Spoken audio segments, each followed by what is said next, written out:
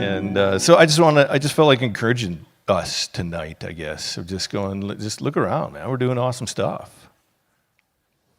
And if you don't think we're doing awesome stuff, just look around again. We're doing awesome stuff, just look at the person beside you and behind you and whatever. I can't tell you who this is, but somebody told me the other day, just I've never been able to walk through a neighborhood like this successfully by myself. And now I can. It's like, that's a win, baby. Right? That's a miracle happening right there. You know what I mean? Whew. What caused that change? It's Jesus. Anyway, I'm going to start talking about something else. So I'm going to read a whole book of the Bible to you tonight. Yeah, don't worry.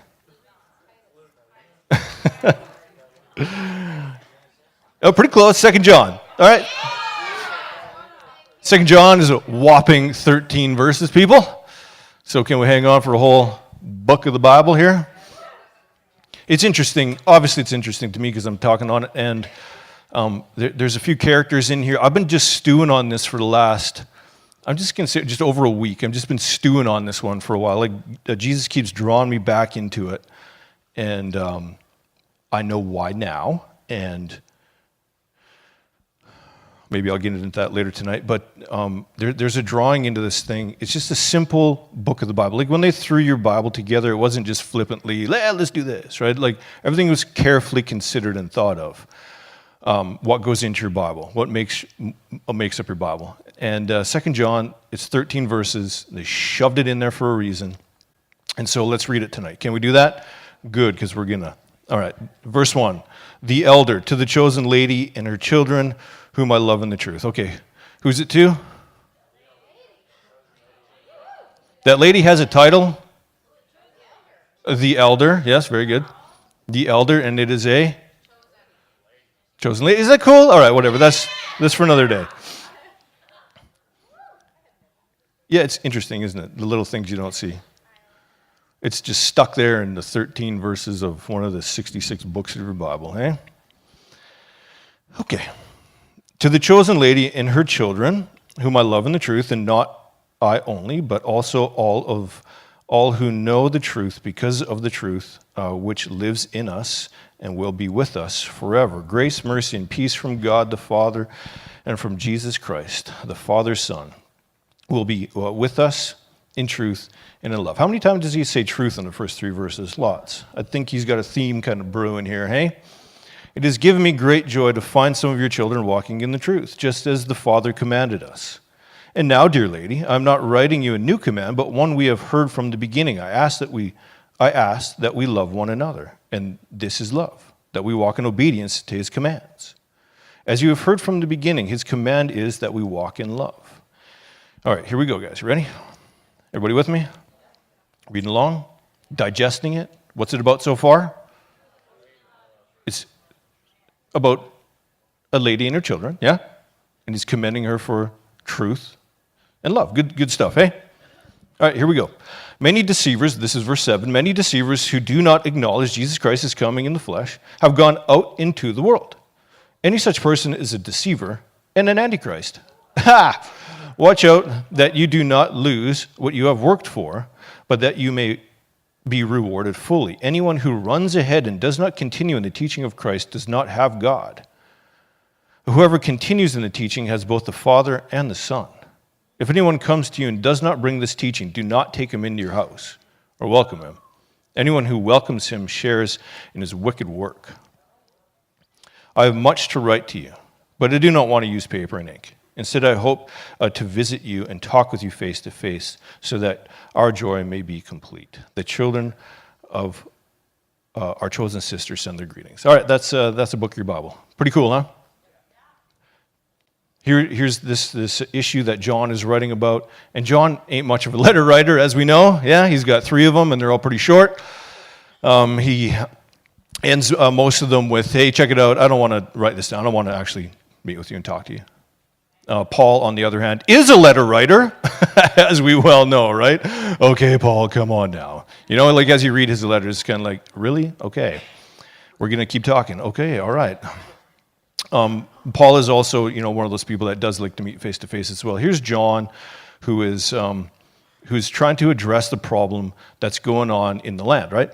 And the problem is that there's there's people that are spreading a false gospel around. And he's writing this letter to this lady who is taking in traveling preachers and making sure that their needs are met and then sending them on their way.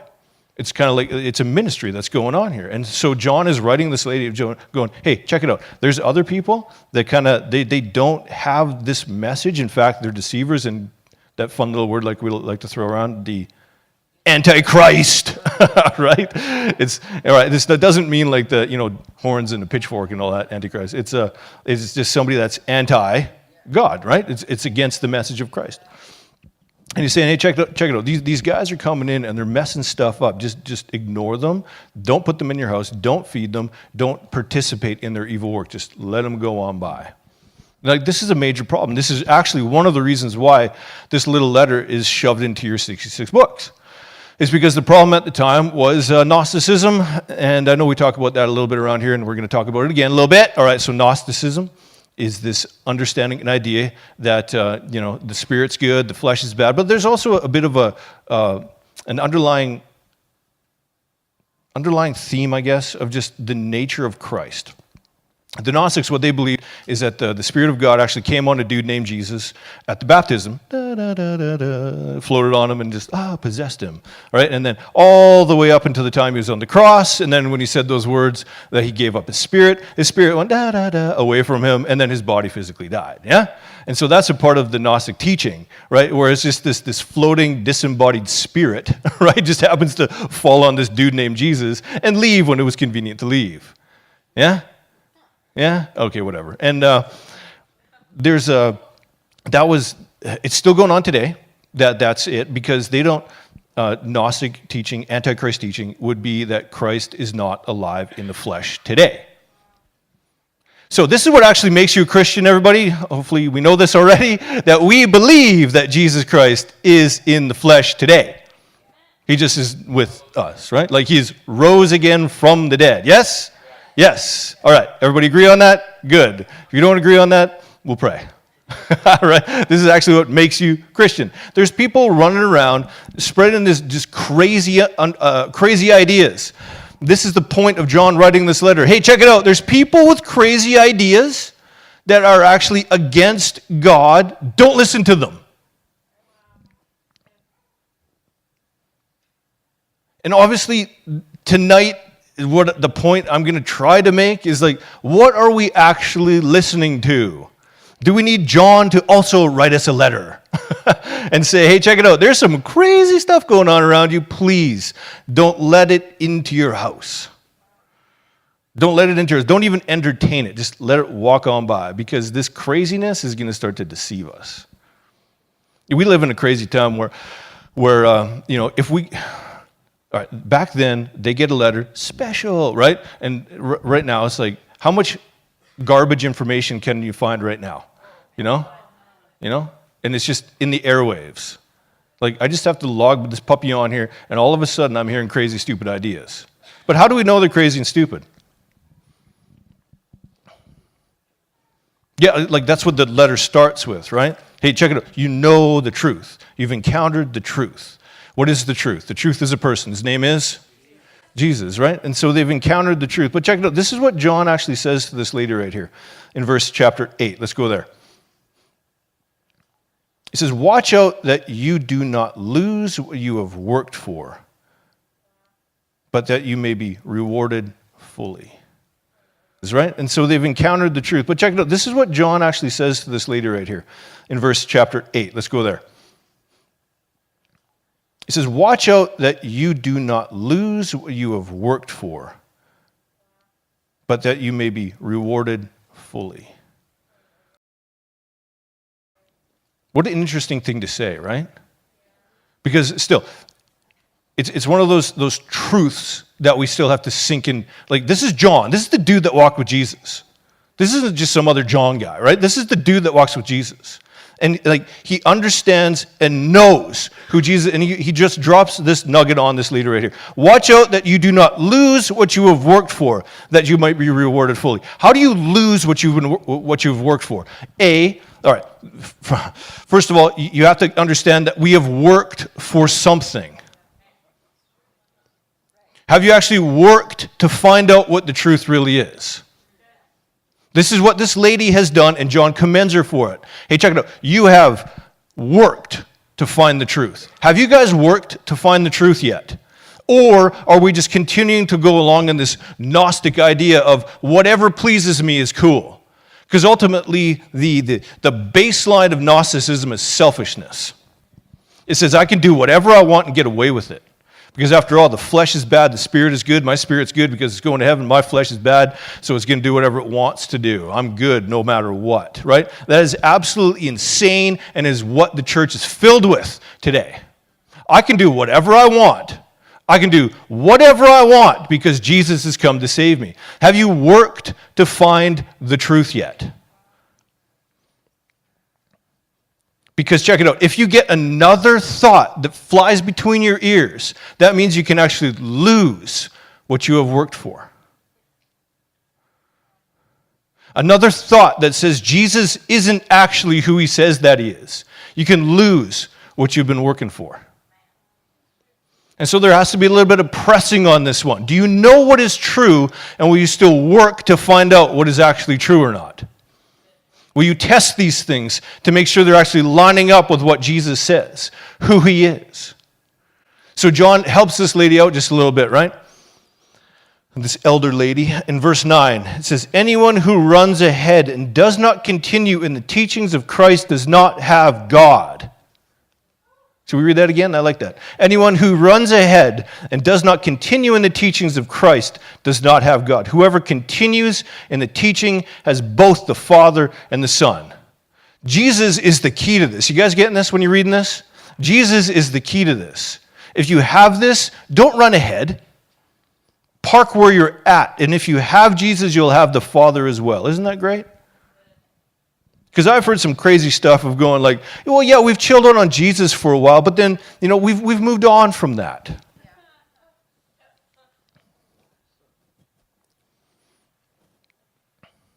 And is it up there so I can look at it?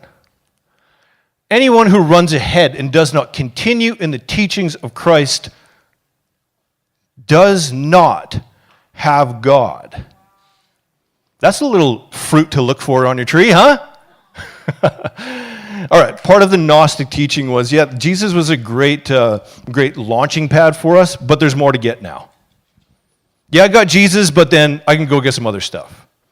Part of the Gnostic teaching was, Jesus is great, but there's more. In fact, they call it special knowledge. That's what Gnosticism actually means. It's like you have a special knowing. And there's Jesus, that's great, but there's also a revelation past that. And so we're going to leave this Jesus guy in the dust for a while. We're going to go on. And that scares the bejesus out of me. It really does. It's like, are we also doing that in looking for different things to entertain us within Christianity? Are we looking for a better show? Are we looking for a better entertainment? Are we looking for something that scratches our ears? Tickles our fancy within Christianity. Yeah, this Jesus guy, I'm saved, but there's more, right? Or how about this one? This one happens all the time. Are you guys paying attention? Because you got to need to pay attention on this one, right? Yeah, that Jesus is good, but when are you going to go get a job? That revelation of Jesus is great, but let's move on from that now. Aren't you going to get your kids back yet? Aren't you going to get a job yet? Isn't it time to go back to school? When are you going to get your life on? Yeah, that Jesus is good, but let's just move on from that.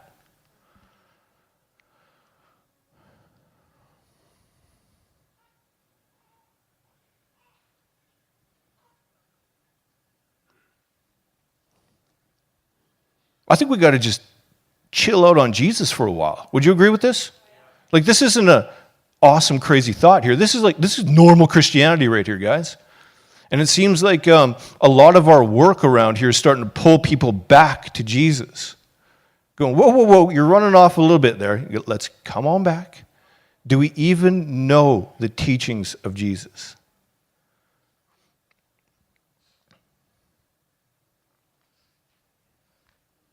What verse was that? Verse 8? Verse 9, sorry. Anyone who runs ahead and does not continue in the teachings of Christ does not have God. Like there's two layers to that. It's the teachings of Christ following what he is. following who he is. But ultimately, it is the teachings of Christ of knowing who he is. Knowing who he is. He has actually died and rose again. Everybody with me? Rose again, alive. Something that we can encounter on a daily basis, a moment-to-moment thing. Something that we can encounter and love and want and be with and learn from. And then there's his teachings on top of that actually tell us who we are and tell us who he is and the direction that we're going with our lives. If we continue with the teachings of Jesus, we're going to be in good shape. We're going to have both the Father and the Son. After all, that's what we're in this thing for, aren't we? Or is it just on the next fancy thing? Or is it on what you can get past the revelation of Jesus?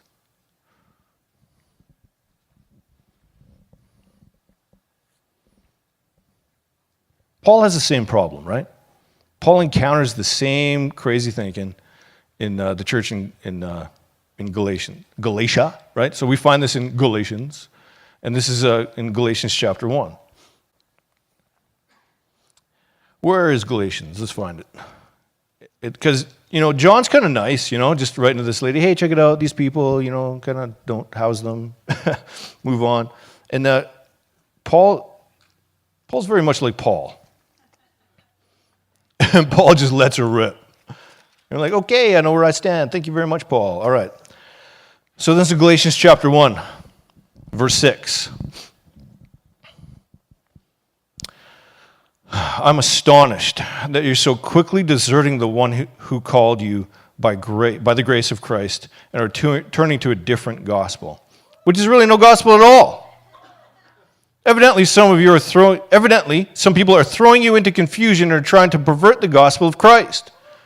But even if we or an angel from heaven should preach a gospel other than the one that we preach to you, let him be eternally condemned. As we've already said, so now I say again, if anyone is preaching to you a gospel other than what you accepted, let him be eternally condemned. Yeah, Paul doesn't pull any punches on that one, does he? If you believe in something other than what we're presenting to you, you're fit for the pit. Like you're burning, baby. It's like, let him be eternally condemned. Like this is Jesus. Like, are we learning about Jesus? Yes, I know we are. But like, are we satisfied with just Jesus? Or is it, well, there's got to be more. It's like, yes, there is more in Jesus.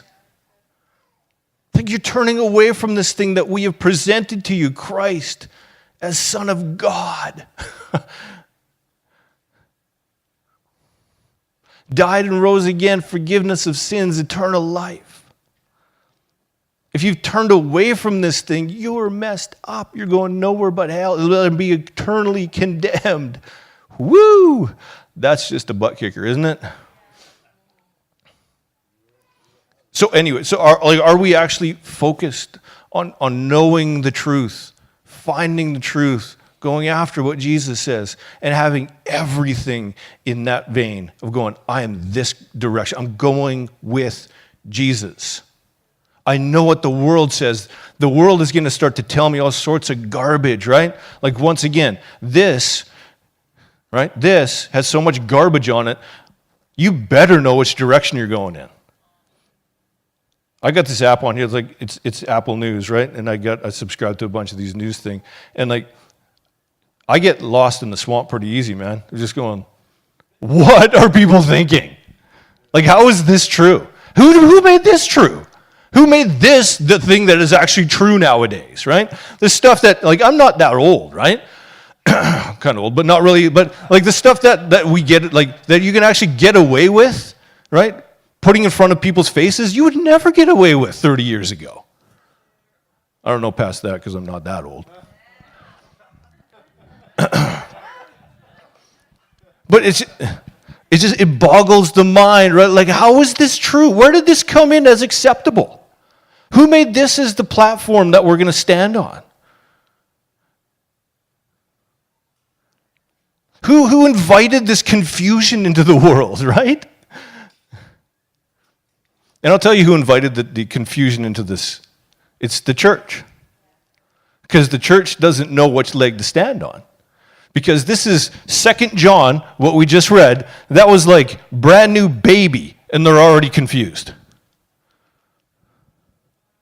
We're talking just a few years into this thing, and they're already confused. They don't know where to stand. But they got these heroes of the faith of going, don't turn away from Jesus. Don't turn away from what Jesus has told you. If you hear any other gospel than the pure form that we gave it to you, then whoever's teaching that is going to be eternally condemned. You better know where you're going on this one. And then we got this thing right here, guys. This thing right here, and there's a billion of these in the world, aren't there? Yeah, but ain't nobody reading them. You know, they're just full of truth and who Jesus is. We have truth at our fingertips. We have every right and every responsibility to build our lives on the truth, don't we? And like, are we focusing just like John is telling this lady, right? Focus on these things. What Paul is encouraging the church, who you know, in part of that letter, he says, who bewitched you? Who's throwing you into all this confusion? The church is confused. We don't know what truth to stand on, and it invites just craziness all around us. So we have to start to be the ones that actually start to calm this thing down and say, that's not okay. Not on my watch. You know what they did to these guys? The 12 guys that actually stood for this truth and said, not on my watch. They killed them all. And they were willing to be killed for it because they were willing to stand up for who Jesus really was. Jesus, he's my boy. I'm going to stand with him. They killed him, you're going to have to kill me too. They were satisfied with this, to stand on the truth of who Jesus was and what that made them. Isn't that powerful? And we got crazy, incredible lies flying around us, and we don't know if it's right or not. And we get butterflies in our stomach if we actually have to stand on some of these issues going, oh, that's not okay. Because it's not culturally relevant. Ooh. Like, same-sex attraction is not okay. Be okay with that?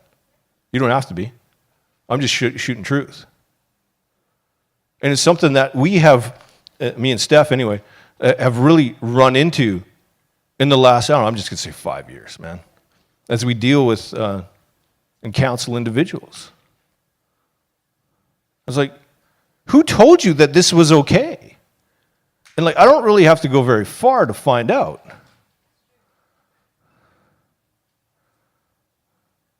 Because everybody's got one of these stupid things yelling at them.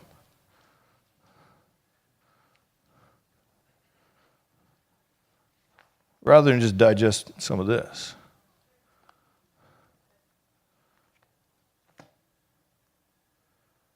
And actually encountering Jesus as a person.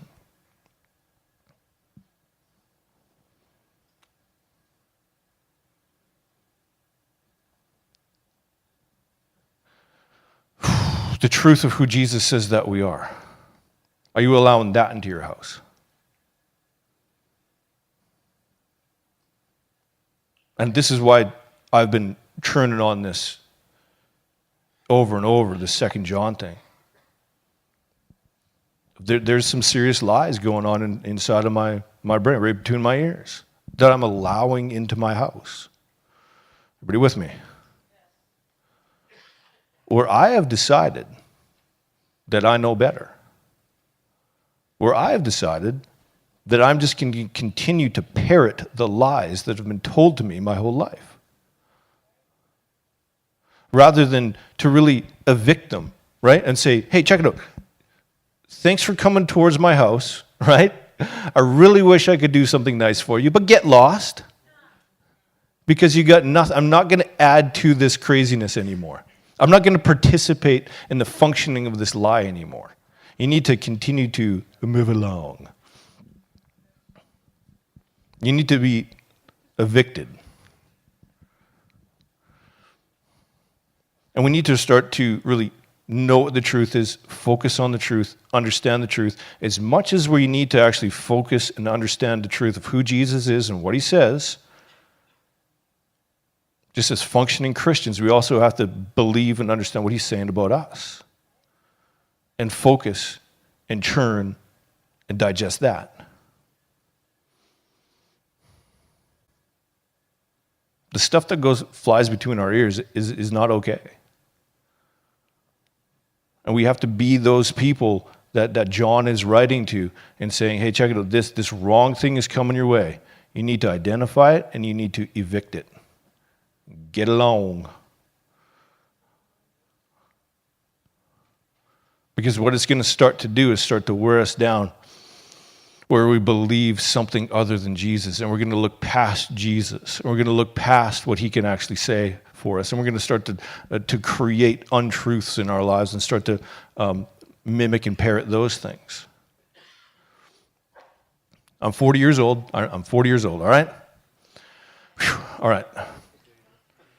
And here it is. It's like, for a period of my life, let's just go 20 years because I don't really know. For a 20-year period, I assimilated certain information from people that were trustworthy that I was no good, that I was worthless. In fact, it goes a little bit further than that I was wrong, right? Right? Anyway, so that I was wrong. So I assimilated certain information, and I would start to agree with that. The lie that's coming towards me, I started to hear it and then agree with it. I'm wrong. I'm wrong. I'm wrong.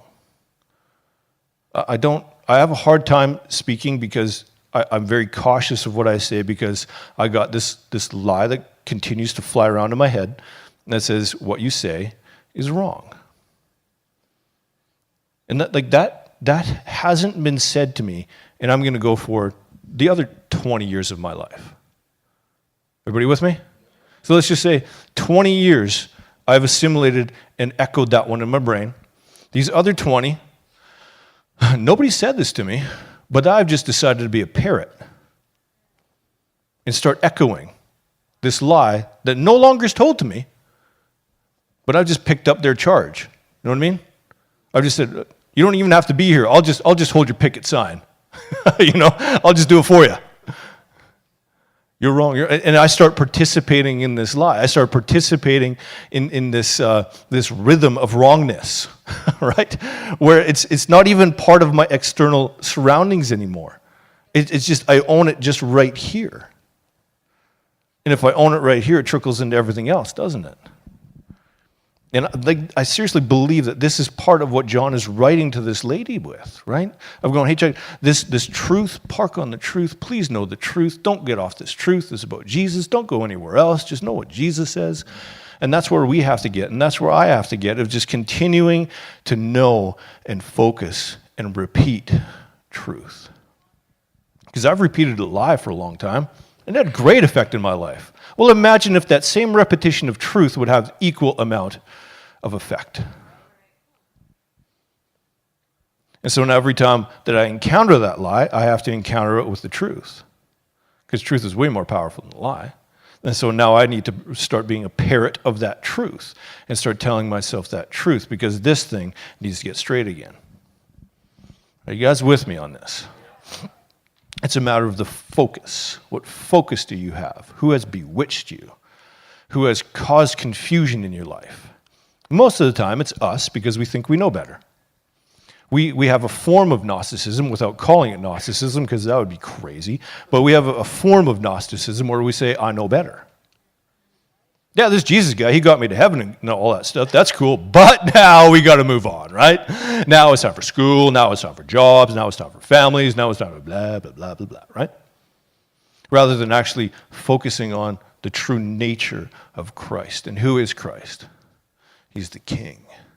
He's the anointed one. He's the King and the one that we are going to worship and the one that we're going to serve.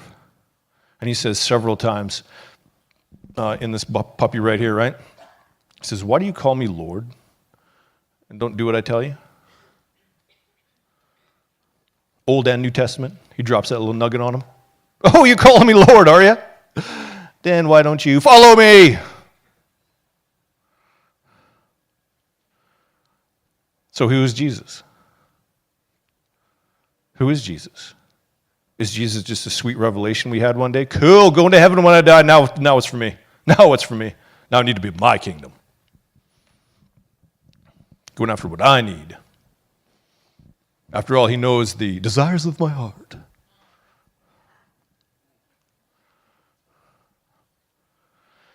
Who's confused you? Who's confused me? Who's confused us? I don't know, but let's evict them from our houses. Get out of here. You don't belong here anymore. Like, this is the severity that John is telling this lady to go through. Yeah, they're going to come knock on your door, and you're going to boot. You're going to give them the punt. It's raining and it's cold. Don't care. Later. Because I've worked hard for this truth. I'm working hard on this. And I will continue to work hard on this. If I invite you into my house, then what I've been working for, I have the potential to lose, and I've worked too hard to lose it. There you go. Move it along. I'm not going to participate in this craziness. I'm not going to have my name attached to your insanity. Later. Like, that takes some guts, doesn't it? Yes, it does. But we have to actually have the guts to stand on it and say, I know truth. I know Jesus. What Steve's been bringing to us in the last few Sunday series of the Sermon on the Mount is just like, the King is here. You guys getting that? Like, the King is here. Is the King here in your life? How do you know that? Because I got a bunch of truth going on in my life. Because I'm evicting lies. I'm choosing to believe what he says more than I believe what I say. In this world, you're going to have a pile of opinions. Right? You're going to have a pile of opinions. How much do those opinions sway you? Oh, you need to get a job. Oh, you can't believe this. You can't believe that. Hate mongers in the church. It's like, whoa, what? Just insane, man.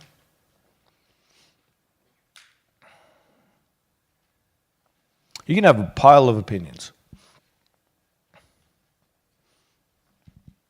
If that throws you off, you got to start getting away from a pile of opinions, and you need to surround yourself with a group of advisors.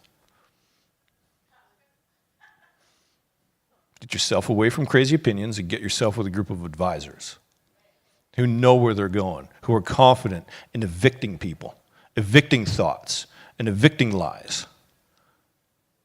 Get around them. I got a pile of advisors, and I tell you what, I got 2 leaders. One is my wife and one is Steve.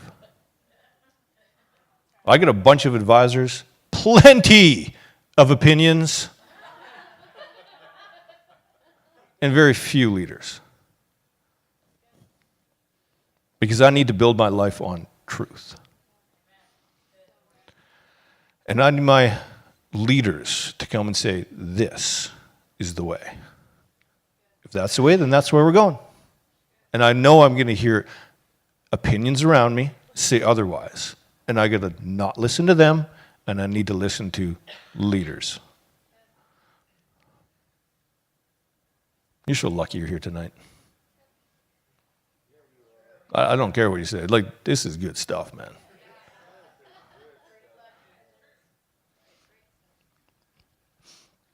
You can hang on to this stuff, man. Like I said before, I take very careful consideration what I say. And this stuff can save your life. It saved my life. I'll tell you what, the furthest thing from this, the very furthest thing, it was easy. Easy was a long way off. This is not easy, guys. It is definitely not easy, but it is 100% worth it. Finding truth, going after truth, finding out who you are, finding out who Jesus really is, understanding his teachings, knowing that he's really alive, knowing that he's for you more than you could possibly believe, more than he loves your dreams more than you love your dreams. He's just crazy about us. He wants to see us succeed more than we want to see ourselves succeed. We're with him, and he's alive, and he's breathing, and he's with us, and he's moving us in a direction. It's just, can we just go with him?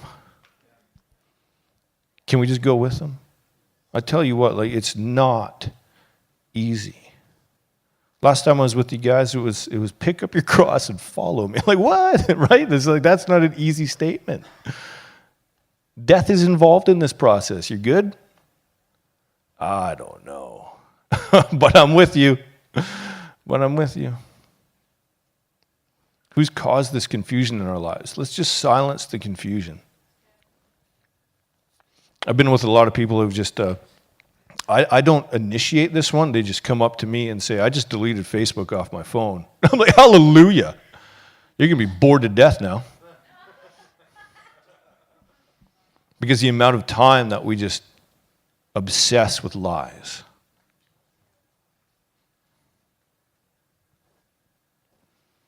I just deleted all this social media off my phone. It's like, hallelujah. What are you going to do now? I don't know.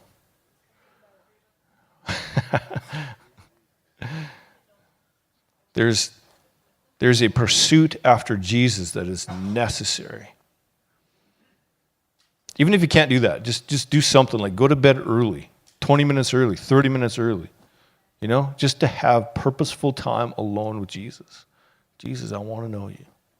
I don't know you. I'm confused. Help me. Just have that purposeful time, man. Whatever you have to do to turn, right? Go after him. Intentional going after him. We intentionally go after lies. We intentionally start to be the cheerleader for lies, right? Yay, I'm worthless. Woo, right? Intentionally. Like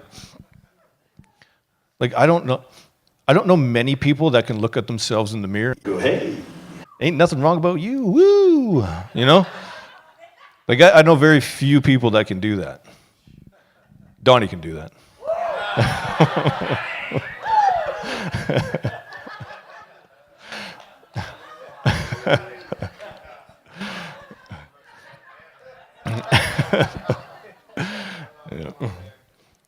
I know very few people that can do that, right?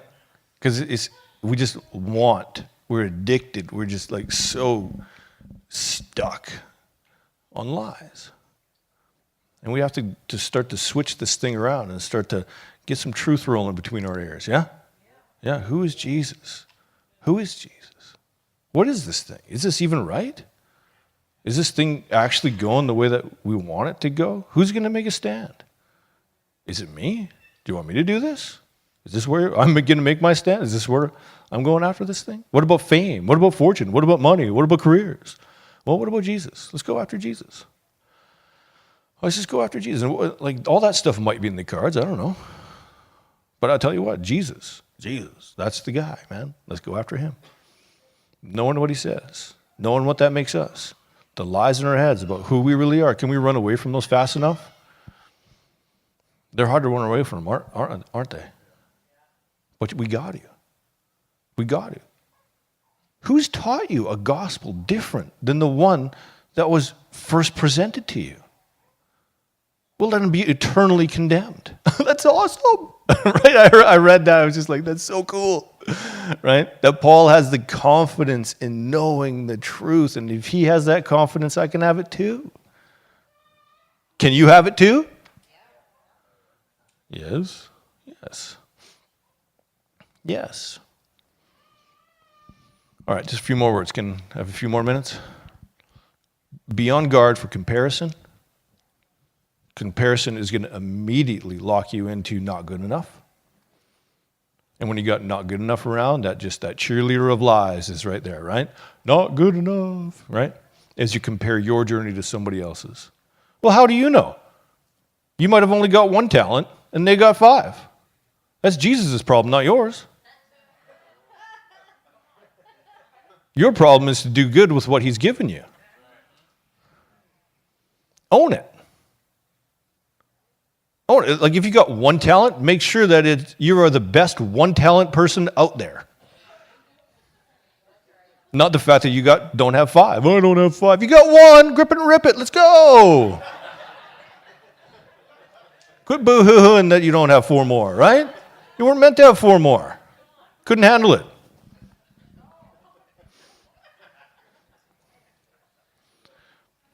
And then that guy's got 10. Dang, right? Why can't you make me like him, God? Oh, if I only, right? And we start to just wear ourselves down with this thing, right? And the thing that we're so addicted to is performance orientation, which means you get your value of what you can do, right? Your value comes from who he says that you are, and then you perform from that place. And sometimes we get that messed around and we go, I'm going to perform for my value. And like that one will suck for a while, won't it? Because it'll never, okay, if you have low self-esteem, performance-driven value, then you're never going to perform well enough for the value that you think that you should achieve to, because you have crappy self-esteem, right? Yeah? Everybody good with that one, right? And so you're never going to reach this bar that you put out there for yourself, right? And like that's just a trap that's going to get you locked into this place where woe is me, God doesn't love me anymore. I'm going to go into depression, and when you find yourself in depression, death is not so far away. And all you've done is you have determined what is the best. Not God, not Jesus. You've fallen away from Christ. You've fallen away from grace. You've moved past Jesus. Now I got this one, Jesus. I'm moving away from this thing. I haven't solidly put myself on the truth of who Jesus says that I am and who he says that he is. And so those are the couple of things that I see play out in my own life and in others' lives also. You know, this performance thing was a big deal for me because I was an athlete for a while. Long time ago. And that's like, it's just the nature of athletics. You perform well, you're popular.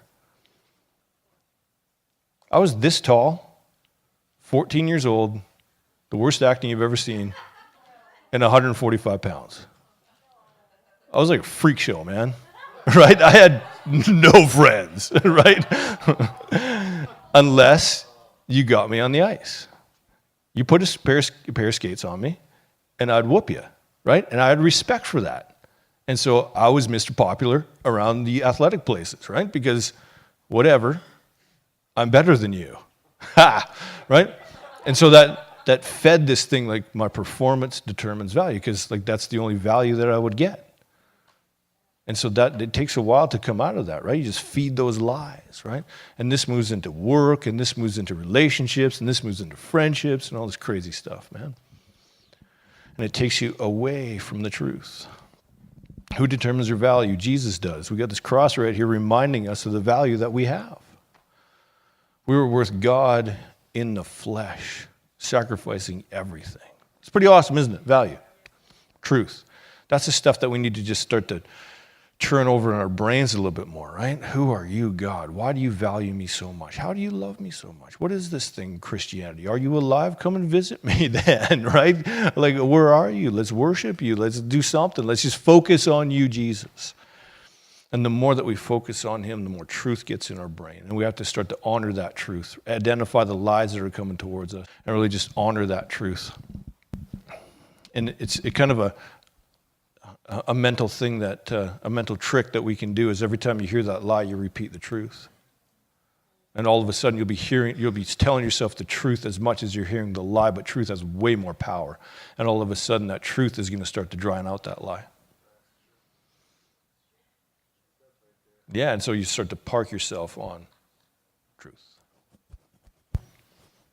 Truth. Pretty cool, huh? I read 2 John, and sometimes you read these 3 John is very much the same. You know, it's just the same thing. It's just like, is there anything in here? It's huge encouragement for us, man. In 3 John, there's a dude named Diotrephes, who loves to be first, it says, right? Get him out. Get him out of your house. Who do we need to evict from our house? Not your physical house, don't worry. Maybe you need to your physical house, I don't know. You know what I mean though, right? Just Here, thinking. What bad thoughts do you need to evict from your house? Yeah? Thoughts that we invite sometimes, just like, you can move along, partner. We don't need you here anymore. Do we have stuff like that? Can you identify some of that stuff? We're going to move into ministry time right now. Can we just identify some of those things? Simple things about, like, I'm wrong, right? But that's mine, that I'm working on right now. I'm wrong. Well, let's move into that. Let's move. God, what is the truth? I want to know what the truth is so I can start to combat that lie and start to live according to the truth and start to evict that wrong thought.